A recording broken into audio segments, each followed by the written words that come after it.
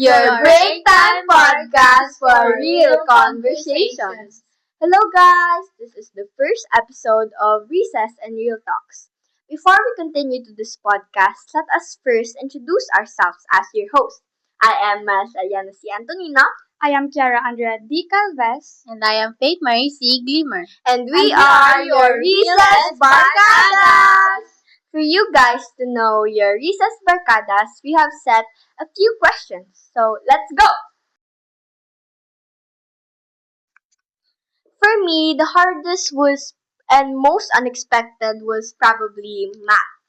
Because I used to be really bad at math pero and I don't know, pero subong daw nagiging better nako in ways I didn't imagine. Ikaw? For me is science kay daw sa una maupos pang science yan da nagbudlay. And for me is English. Because when I was in elementary, English was still easy. But subong, daw nag-hard naman sa kay ang vocabulary kadalom na. For me, unexpected, tiring, and fun. Because unexpected kay naka-join ko sa mga contest nga hindi ko balaan nga I could join. Kay hindi ko balaan nga may skills gali ko muna and really unexpected because naka-bring pa ko sang win. Nakakuha pa ko first place, second, and third. Kay sad to tong elementary ko, I wasn't really big of a winner.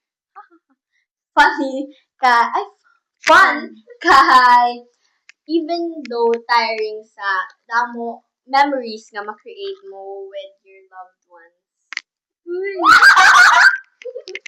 Kag tiring because damo mga activities nga daw gatulumpok na lang kisa pero kisa man lang.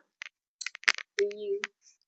For me, school is karaoke, fun, and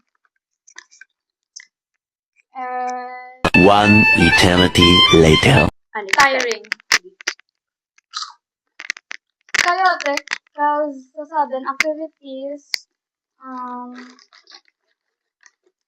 tapos ang mga mabudlay na homework. Tiring sa mga gingkudlo siguro. Tapos, syempre, gampang man in school and sa mga activities man yung sobra. Fun, kaya syempre makaupod mo ako sa mga friends.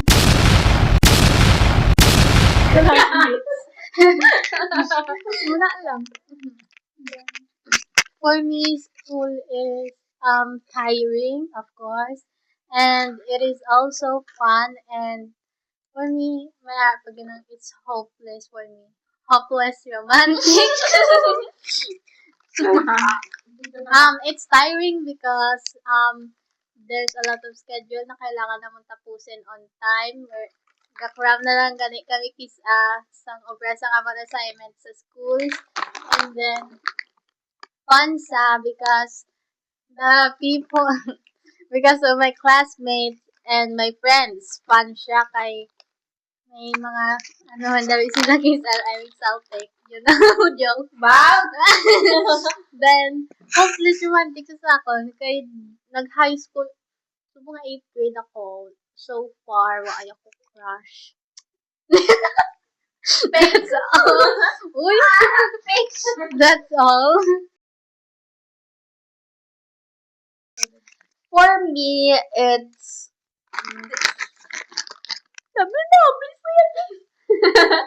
for me, this because damo sa unod and the crunch is really there, guys. For me is loaded because I like the sweetness.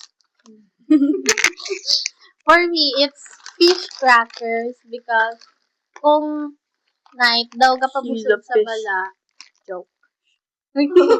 Pero gakabusog sa bala. So, and it tastes like fish. And it's yummy. And Pepsi. Pepsi.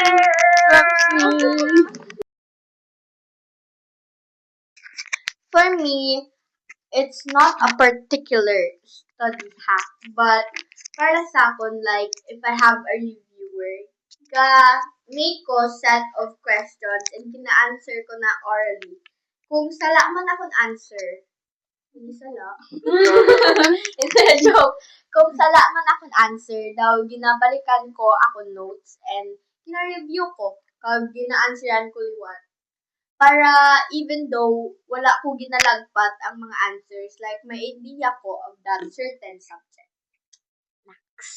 Ang ako naman is, gina-review ko anay ang ako notes, tas isulat ko sa separate sheet of paper ang akong mga nabalaan. Ano lang.